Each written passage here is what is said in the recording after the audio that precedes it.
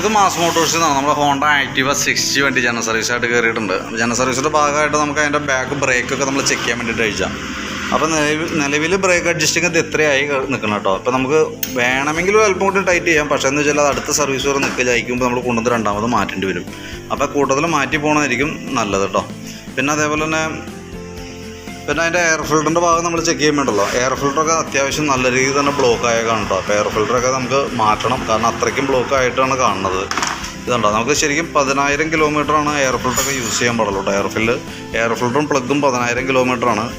Maximum ഓടിക്കുകയാണെങ്കിൽ 12,500 kilometre. അത് നമ്മുടെ ഓരോ ഏരിയ ഒക്കെ വെച്ച് നോക്കണം. കാരണം എന്താ വെച്ചാൽ അത്യാവശ്യം പൊടിയുള്ള ഭാഗമൊക്കെയാണെന്നുണ്ടെങ്കിൽ പെട്ടെന്ന് ബ്ലോക്ക് വരും. അപ്പോൾ ഈ 10,000 എന്നുള്ളത് ചിലപ്പോൾ അതിക്ക് മുമ്പ് മാറ്റേണ്ട സിറ്റുവേഷൻ വരാറുണ്ട്. ഇതിപ്പോൾ നിലവിൽ ആവറേജ് ഓടിയിട്ടുണ്ട്. അപ്പോൾ നമുക്കത് മാറ്റിയിടാം. പിന്നെ ക്ലച്ചിനകത്ത് നോക്കുമ്പോഴത്തേക്കും നമുക്ക് CVT ക്ലച്ചാണ് തന്നെ. അപ്പോൾ ക്ലച്ചിനകത്ത് വേറെ പറയത്തക്ക പ്രോബ്ലം എന്ന് വെച്ചാൽ നമുക്കിത് ഈ ക്ലച്ച് ഷാഫ്റ്റിൻ്റെ ഓയിൽ ഇത് ഇവിടെ ഒരു ചെറിയ ലീക്ക് പോലെ ആരംഭിച്ചിട്ടുണ്ട്.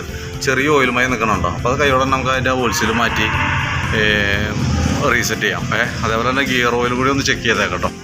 പിന്നെ നമുക്ക് അതിൻ്റെ ബെൽറ്റിൻ്റെ കണ്ടീഷൻ നോക്കുന്നുണ്ടല്ലോ, ഓൾറെഡി വണ്ടി വന്നപ്പോഴുള്ള ബെൽറ്റാണ് കിടക്കണേ. നിലവിൽ വേറെ കംപ്ലയിൻ്റ് ഒന്നും കാണുന്നില്ല കേട്ടോ. ഒന്ന് ജസ്റ്റ് ക്ലച്ചൊക്കെ ഒന്ന് ക്ലീൻ ചെയ്തിട്ട് നമുക്കൊന്ന് റീസെറ്റ് ചെയ്താൽ മതി. ഇതിനകത്ത് ക്ലച്ച് കവറിൻ്റെ ഉള്ളിൽ വേറെ പ്രോബ്ലം ഒന്നുമില്ല. ഈ കിക്കർ വീലൊന്ന് അഴിച്ച് ഗ്രീസ് ചെയ്തിടാം. പിന്നെ CVT ക്ലച്ചിൻ്റെ മെയിൻ ഒരു പാർട്ടാണ് ക്ലച്ച് വെയിറ്റ് സെറ്റ് യൂണിറ്റൊക്കെ വന്ന യൂണിറ്റാണത്. അത് നിലവിൽ വേറെ പ്രശ്നമൊന്നുമില്ല. വർക്കിംഗ് ഓക്കെയാണെന്ന് അഴിച്ച് ഗ്രീസിങ് കാര്യങ്ങളൊക്കെ നടത്തിയിട്ട് റീസെറ്റ് ചെയ്യുന്നുണ്ട്. വേരിയേറ്റർ ബോഡി, റോളർ, പിന്നെ അതിൻ്റെ ബോസ് ഡ്രൈവും കാര്യങ്ങളൊക്കെ നോർമൽ സാധാരണ രീതിയിലുള്ള തേമാനം ഉള്ളത്. പിന്നെ നമുക്ക് ഈ ഭാഗത്തേക്ക് വരുമ്പോഴത്തേക്ക് നമുക്ക് അതിൻ്റെ ആക്സിലേറ്റർ കേബിൾ ഓൾറെഡി ടൈറ്റ് കാണിച്ചു തുടങ്ങിയിട്ടുണ്ട്. അപ്പോൾ ഈ തവണ ഒന്ന് അഡ്ജസ്റ്റ് ചെയ്തിടാം. പ്ലേ തീരെ കുറവാണ്. കേബിൾ ടൈറ്റല്ല, പ്ലേ കുറവായിട്ട് കയറി ലോഡാവുന്നുണ്ട് കേട്ടോ. അപ്പോൾ തൽക്കാലം അത് അഡ്ജസ്റ്റ് ചെയ്തിടാം. അപ്പോൾ കുറച്ച് പ്ലേ കൂടുതലാക്കിയിട്ടേക്കാം. കാരണം പിന്നീടും പ്രശ്നം കാണിക്കുകയാണെങ്കിൽ നമുക്ക് ആക്സിലേറ്റർ കേബിൾ മാറ്റേണ്ടി വരും കേട്ടോ. പിന്നെ അതേപോലെ തന്നെ എൻജിൻ ഓയിൽ മാറുന്നുണ്ട്, ഓയിൽ ചേഞ്ച് ചെയ്യുന്നുണ്ട്. പിന്നെ അതിൻ്റെ ഈ സൈഡിലത്തെ ബോഡി കവറിൻ്റെ ഇവിടെയൊക്കെ ചെറിയൊരു ഡെൻ്റ് ഉണ്ട് കേട്ടോ. ചെറിയൊരു ചിളക്ക് പോലെയൊക്കെ കാണുന്നുണ്ട് സൈഡ്. പിന്നെ നമുക്ക് ഓൾറെഡി ഫ്രണ്ടിലേക്ക് വരുമ്പോൾ ഫ്രണ്ട് വീലും നമുക്ക് അഴിച്ചൊന്ന് ബ്രേക്കൊക്കെ ഒന്ന് ക്ലീൻ ചെയ്തിട്ട് ക്യാമ് ഗ്രീസ് ചെയ്ത് കയറ്റും. അപ്പോൾ ബാക്ക് വീൽ അഴിച്ചെടുത്തതിനാണ് ഫ്രണ്ട് വീൽ കൂടി നമ്മൾ അഴിച്ച് നോക്കും കേട്ടോ. പിന്നെ ഈ ഭാഗത്തേക്ക് വരുമ്പോഴത്തേക്ക് നമുക്ക് അതിൻ്റെ പ്ലഗിൻ്റെ കേസ് പറഞ്ഞതല്ലോ, എയർ ഫിൽറ്ററും പ്ലഗും കൂടി സെറ്റായിട്ടാണ് നമുക്ക് മാറ്റേണ്ടത്. B6 മോഡലാണ്. അപ്പോൾ അത് പെയറായിട്ട് തന്നെ നമുക്ക് ഒരുമിച്ച് സെറ്റായിട്ട് തന്നെ മാറ്റി പോകണം. അതെന്ന് വെച്ചാൽ 10,000 കിലോമീറ്ററാണ് ശരിക്കും അതിൻ്റെ ലൈഫ് വന്നത്. ബാറ്ററി ഓൾറെഡി നമ്മൾ വണ്ടി വന്നപ്പോഴുള്ള ബാറ്ററിയാണ്. അപ്പോൾ ബാറ്ററി ഒന്ന് ടെസ്റ്റ് ചെയ്യുന്നുണ്ട്. ടെസ്റ്റ് ചെയ്ത് ബാറ്ററിയുടെ ടെസ്റ്റ് റിപ്പോർട്ട് കൂടി ജസ്റ്റ് ഒന്ന് കാണിച്ചു തരാം. നമുക്കതിനകത്ത് വന്നത് 12 വോൾട്ട് ബാറ്ററിയാണ്.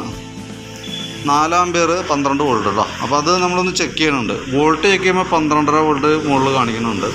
നമ്മൾ ബാറ്ററി ടെസ്റ്റ് മോഡിലേക്ക് കൊടുത്തിട്ടുണ്ട്. ടെസ്റ്റ് കൊടുത്തിട്ടുണ്ട്. അപ്പോൾ കറക്റ്റ് ഇതിനകത്ത് കാണിക്കും. ഓൾറെഡി ബാറ്ററി ഡാമേജ് ആയിട്ടാണ് കാണിക്കണത്. പക്ഷേ നിലവിൽ ഇപ്പോൾ സെൽഫ് കാര്യങ്ങളൊക്കെ കോമൺ ആയിട്ട് വർക്ക് ചെയ്യുന്നുണ്ട്. വേറെ പ്രോബ്ലംസ് ഒന്നും കാണിക്കണില്ല. അപ്പോൾ നമുക്ക് ബാറ്ററി വലിയ താമസമില്ലാണ്ട് ഒരു പക്ഷേ കംപ്ലയിൻറ്റിലേക്ക് വന്നേക്കാം. കംപ്ലയിൻറ്റ് കാണിക്കുമ്പോൾ എന്ന് വെച്ചാൽ നമുക്ക് സെൽഫ് എടുക്കാനായിട്ടുള്ള ബുദ്ധിമുട്ട് കാണിക്കും. അതേപോലെ തന്നെ ആ സെൽഫ് അടിക്കുന്ന സമയത്ത് നമുക്ക് ഈ മീറ്ററിനകത്ത് എൻജിൻ ചെക്ക്, ആ എൻജിൻ ചെക്കിൻ്റെ വാണിംഗ് ലാമ്പ് തെളിഞ്ഞ് വരും കേട്ടോ.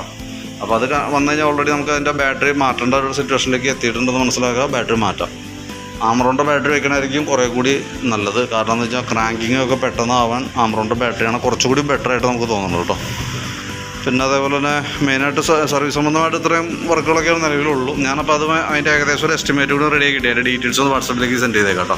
അപ്പോൾ നോക്കിയിട്ടൊന്ന് റിപ്ലൈ ഇടാം. ആക്സിലേറ്റർ കേബിൾ നമ്മളിപ്പോൾ തൽക്കാലം അഡ്ജസ്റ്റ് ചെയ്തിടണേ. നെക്സ്റ്റ് ടൈം അടുത്ത സർവീസിൽ നമുക്ക് നോക്കിയിട്ട് വീണ്ടും ടൈറ്റ് തോന്നുകയാണെങ്കിൽ അടുത്ത സർവീസിൽ മാറ്റിയിട്ടാൽ മതി. ഓക്കെ, മാറ്റുമ്പോൾ നമുക്ക് 2 കേബിൾ കൂടി മാറണം. 2 കേബിൾ മാറ്റി വരുമ്പോൾ ലേബർ ചാർജ് അടക്കം വരുമ്പോൾ ഏകദേശം നമുക്കൊരു 800 രൂപ 850 രൂപ അതിന് മാത്രം കോസ്റ്റ് വരുന്നുണ്ട്. അപ്പോൾ അതുകൊണ്ടാണ് ഈ തവണത്തേക്ക് പതുക്കെ അഡ്ജസ്റ്റ് ചെയ്തിട്ട് നെക്സ്റ്റ് സർവീസിലേക്ക് നോക്കിയിട്ട് ആവശ്യമാണെങ്കിൽ ആ സമയത്ത് സർവീസിൽ നമുക്ക് മാറ്റിക്കളയാം. ഓക്കെ.